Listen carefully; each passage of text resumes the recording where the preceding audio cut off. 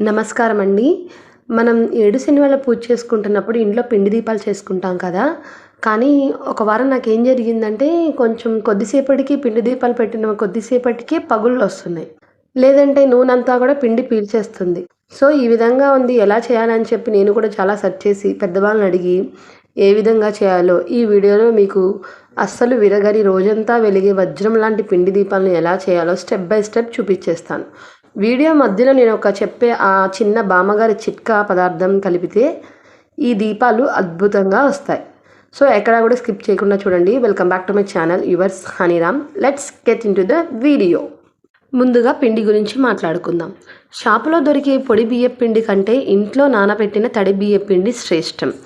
ఒకవేళ మీకు వీలు కాకపోతే పొడి బియ్యం పిండి వాడితే అది మెత్తగా ఉందో లేదో కూడా చూసుకోండి. ఒకవేళ మెత్తగా లేకపోతే జల్లించుకోండి.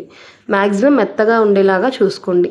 నేనైతే 2 గ్లాసుల బియ్యం తీసుకొని 1 గంట పాటు నానబెట్టి తరువాత వాటర్ వడకట్టి దాన్ని ఒక క్లాత్ మీద ఒక 10 మినిట్స్ ఆరబెట్టి దాన్ని మిక్సీలో వేసి మెత్తని పౌడర్లా చేసి పెట్టుకుంటున్నానండి. చాలామంది పిండి దీపాలు అంటున్నారు. పిండి దీపాల కంటే కూడా వీటిని సలివిడి దీపాలు అని అంటారు. ఇందులో నేను బెల్లం, నెయ్యి, అరటిపండు కలుపుకోవడానికి పాలు మాత్రమే యూజ్ చేస్తున్నాను. చాలామంది నీళ్లు యూజ్ చేస్తారండి. ఇప్పుడు అసలైన చిట్కా. పిండిని కలపడానికి మామూలు నీళ్ళు వాడకండి. కొంచెం బెల్లం వాడతాం కదా, కొంచెం పాలు వాడాలి. ఎందుకంటే వాటర్ వాడితే పిండి విరిగే ఛాన్సెస్ ఉంది.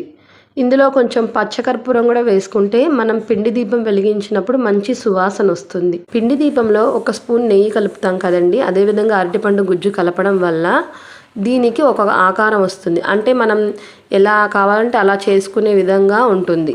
ఇది ఒక మంచి టిప్ అండి. ఇది కూడా పాటించండి. నేనైతే ప్రతి వారం కూడా ఒక్కో వారం ఒక్కో వెరైటీగా చేద్దాం అనుకున్నానండి. నేను ఇప్పటికీ 4 వారాలు చేశాను. ఒక వారం ఏమో గ్లాస్ షేప్లో చేశాను, ఒక వారం ఏమో చిన్న బౌల్ షేప్లో చేశాను, ఇంకొక వారం ఏమో మీడియం గిన్నె షేప్లో చేశాను. సో ఈ విధంగా 3 వెరైటీలు చేసుకున్నానండి. ఒక వారం ప్రమిద షేప్లో చేశాను, బట్ నాకు సెట్ అవ్వలేదు ప్రమిద షేప్ చేస్తే. సో అందుకు ఈ 3 వారాలు ఈ 3 విధాలుగా చేశాను. పిండిని మరీ మెత్తగా కలపకూడదు, అలాగని గట్టిగా ఉండకూడదు. ఉండ చేసినప్పుడు చేతికి అంటుకోకూడదు. ఇది మాత్రం గమనించండి. దీపం చేసేటప్పుడు అడుగు భాగం కనీసం 1/2 అంగుళం మందంగా ఉండేలా చూసుకోండి. అంచులు పలచగా ఉంటే అందంగా ఉంటాయి, కానీ అడుగు మాత్రం బలంగా ఉండేలాగా చూసుకోండి. ముందుగా పిండిని కలుపుకొని ఒక 10 నిమిషాలు నానబెట్టి పక్కన పెట్టుకోవాలి. నానబెట్టిన తర్వాతనే పిండి దీపాలు అందంగా విరగకుండా వస్తాయి. ఇది కూడా గమనించగలరు. 10 నిమిషాలు నానబెట్టిన తర్వాత పిండిని చక్కగా ఒకసారి కలిపి దాన్ని మనం చేతికి సరిపడా, అంటే మనకి ఎంత సైజు కావాలో అంత సైజు ఉండలు 7 సమానంగా తీసి పెట్టుకోవాలి. తీసి పెట్టుకున్న తర్వాత ఒక్కొక్క బాల్ని కూడా రౌండ్ షేప్లో చేసుకొని నేను వీడియోలో చూపిస్తున్నట్టుగా పిండిని చాలా రౌండ్ షేప్లో చేసుకొని ఎక్కడా కూడా పగుళ్ళు లేకుండా రౌండ్గా ఉన్న తర్వాత దీపం చేయడానికి ప్రయత్నించండి. కొంచెం గజిబిజిగా ఉంటుంది. గజిబిజిగా ఉంటున్నప్పుడు మీరు ఇక్కడ పాటించవలసిన చిట్కా ఏమిటంటే కొంచెం చేతికి నెయ్యి అప్లై చేసుకోండి. నెయ్యి అప్లై చేసుకొని కొంచెం రౌండ్ షేప్ చేయడానికి చేయండి. చేసిన తర్వాత దాన్ని కొంచెం పొడిపిండిలో వీడియోలో చూపిస్తున్నట్టుగా పొడిపిండిలో కొంచెం అద్ది గ్లాస్కి కూడా కొంచెం పౌడర్ చల్లి అందులో వేసి నేను చపాతీ కర్రతో ఒత్తానండి. చపాతీ కర్రతో ఒత్తితే అదొక షేప్. లేదంటే నేను వీడియోలో చూపిస్తున్నాను కదండి, చేతితో కూడా ఒత్తుకోవచ్చు. ఈ విధంగా చపాతీ కర్రతోనైనా ఒత్తుకోవచ్చు, చేతితోనైనా ఒత్తుకోవచ్చు. ఇది ఒక మోడల్. సెకండ్ మోడల్ ఏంటంటే నా దగ్గర నైవేద్యం గిన్నెలు ఉంటాయండి. సో ఆ నైవేద్యం గిన్నెలతో చేశాను. ఇది కూడా సేమ్ అదే పిండితో మనం రౌండ్ షేప్ చేసుకుని కొంచెం పిండిలో ముంచుకొని నైవేద్యం గిన్నెలోకి కొంచెం పౌడర్ చల్లుకొని నేను వీడియోలో చూపిస్తున్నట్టుగా ఈ విధంగా ఈక్వల్గా చేసుకొని మధ్యలో చిన్న హోల్ చేసుకొని వీడియోలో చూపిస్తున్నట్టుగా కొంచెం ఒత్తుకుంటూ చేసుకోవాలండి. ఈజీగా వచ్చేస్తుంది బయటికి. ఇది సెకండ్ మోడల్ అండి. ఇది కూడా అంతే, మనకి అడుగు మందంగా ఉంది. ఒత్తుకున్న తర్వాత కానీ ఇక్కడ ఒక చిట్కా పాటించండి. పిండి దీపాలు వెలిగించేటప్పుడు మనం నూనె పోస్తాం కదా, కింద అడుగు భాగాన మాత్రం మందంగా ఉండాలి. ఇదైతే ఖచ్చితంగా గమనించగలరు. అడుగు భాగాన పల్చగా ఉంటే మాత్రం మనం దీపం వెలిగించిన 10 నిమిషాల తర్వాత కింద నుంచి నూనె కారిపోవడం జరుగుతుంది. సో అడుగు భాగాన మందంగా ఉండేలాగా చపాతీ కర్ర కొంచెమే లోపలికి వత్తండి. అప్పుడు అడుగు భాగం మందంగా ఉంటుంది.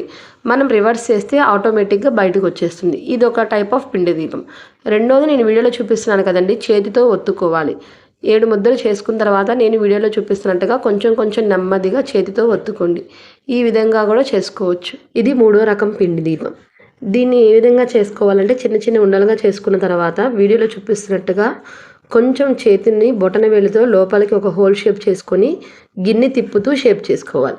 మనకి అలా చూడండి పగుల్లా వచ్చింది. అలా పగుల్లా వచ్చినప్పుడు కొంచెం నెయ్యి తీసుకొని రాసుకుంటే సరిపోతుందండి.